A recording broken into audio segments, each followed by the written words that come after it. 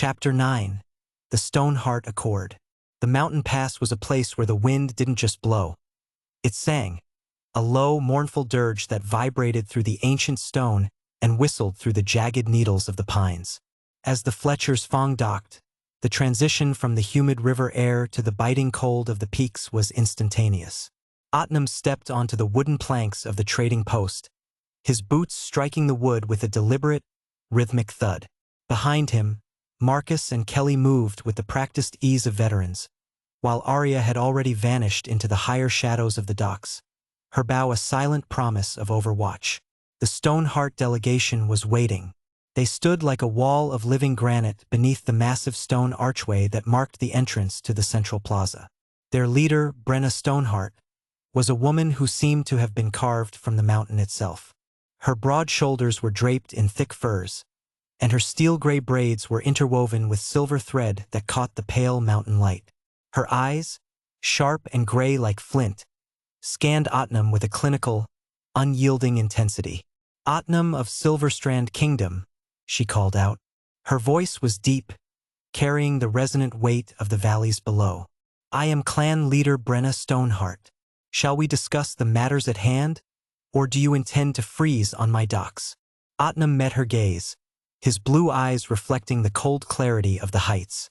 "I would prefer a meeting hall or a tavern, Brenna. I have a distaste for conducting the fate of kingdoms in a town square where every gust of wind carries a secret." A slight, approving curl touched Brenna's lips, the barest hint of a smile. "Perceptive," she remarked, turning on her heel. "Follow me." She led them through the winding, cobbled streets of the trading post. The locals, mostly dwarves, barbarians, and hardy mountain humans, parted respectfully, their eyes lingering on Otnam's regal but functional breastplate. They sensed the shift in the air. The arrival of the Archon was not a mere merchant visit. They arrived at a sturdy stone building that sat perched on the edge of a cliff, a hybrid of a tavern and a fortified meeting hall. Inside, the air was thick with the scent of roasting meat, cedar smoke, and strong ale. Brenna led them to a private chamber at the back, a room lined with massive wooden beams and maps etched directly into the stone walls. A heavy oak table dominated the center, and as they took their seats, a server silently brought flagons of mountain ale and cool water. Brenna gestured to the room as her clan representatives filed in, their hands never far from the hilts of their axes. "Private enough? This will do fine," Otnam replied, leaning forward. He didn't touch the ale. "To business, then. I have only one question before we begin these negotiations in earnest. Have you ceased all trade with the Blood Tide as I requested?" The temperature in the room seemed to drop. Brenna took a measured sip of her ale, her expression a masterclass in mountain diplomacy, unreadable and unmoving. "Direct," she said finally. "Our trade agreements are complex, Otnam.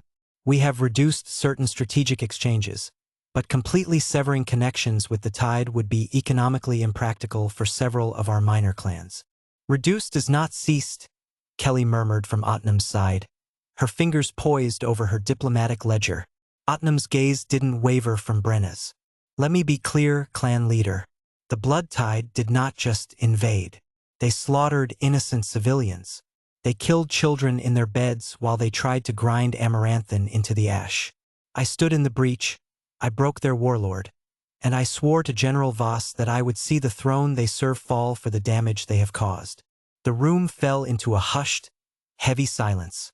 The crackle of the hearth was the only sound. Brenna's hand moved instinctively to the clan medallion at her neck, a gesture Otnam recognized as one of ancestral loss.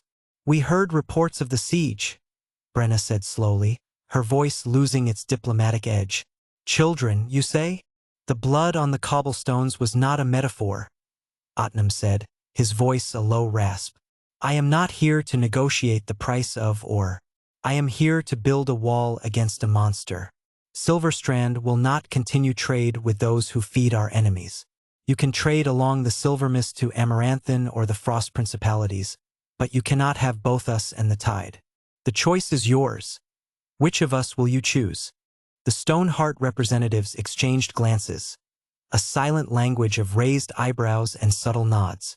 Brenna tapped a slow rhythm on the oak table. Economic isolation is a sharp blade. Otnam, we will need time to consider. The clan councils do not make such decisions in a single afternoon. 3 days, Otnam pushed. I will wait 3 days for your decision, but I will sweeten the deal to make the choice easier for your councils. He held up 2 fingers. First, Silverstrand will supply you with every crop and grain shipment you previously received from the Bloodtide. In exchange, we want raw minerals and access to hire your skilled craftsmen and artisans to help rebuild our heart. Second, I am creating a place in Silverstrand for all, dwarf, elf, human, or any race, to find a home and live in peace. A sanctuary, not just a kingdom. The elder clan members murmured, their skepticism momentarily eclipsed by intrigue. Brenna leaned forward, her eyes boring into his. Ambitious, dangerously so. You speak like a conqueror, but you offer the heart of a servant. Why? Otnam paused, the flickering firelight dancing in his eyes. I came to this world as a servant of the goddess Evening Glory. Everything I do through her and for her. My reawakening in the rubble of Amaranthan was not a coincidence. It was a pact.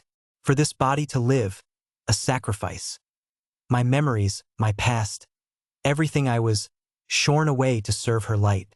The revelation hit the room like a physical blow. Brenna's eyes widened. A sacrifice of memories, she repeated softly. A price few would willingly pay. You are a warlock, then. I was first her cleric and priest. If you must use a title, and yes, we have formed a pact, her and I. Otnam corrected gently. I am a servant who chose complete surrender.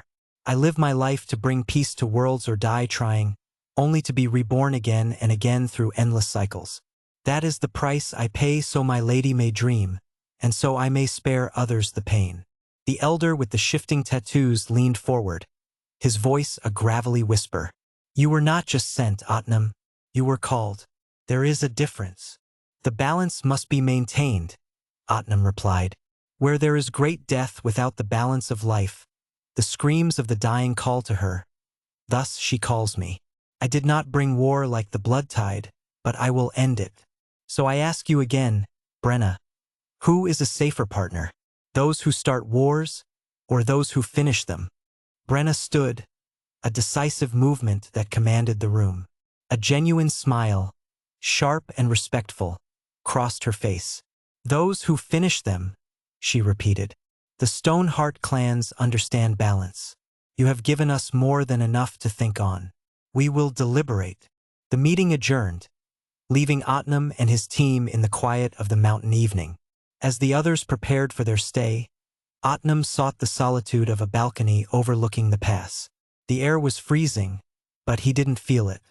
He felt only the resonance of the conversation, the way his words had landed, and the way he had moved through the social terrain. Preparation is its own form of diplomacy, Kelly remarked, joining him briefly with a knowing smile. Otnam nodded. He closed his eyes and began a focused meditation, a practice Marcus had suggested to center his resolve. In his mind's eye, he replayed the negotiation, dissecting every micro-expression from Brenna, every shift in the elder's posture. He visualized the threads of connection, how a well-timed silence carried more weight than a shouted demand, how his divine purpose could be channeled into a magnetic clarity of presence. He practiced modulating his vocal tone, seeking the perfect resonance that communicated authority without aggression. He felt his connection to Evening Glory pulse, transforming the mental exercise into a spiritual discipline. It wasn't about manipulation. It was about becoming a more perfect conduit for the peace he sought to bring. As the stars began to pierce the velvet black of the mountain sky, Otnam looked toward the northern peaks, where the Stoneheart councils were even now debating his fate. He was ready for their answer. He was ready for everything.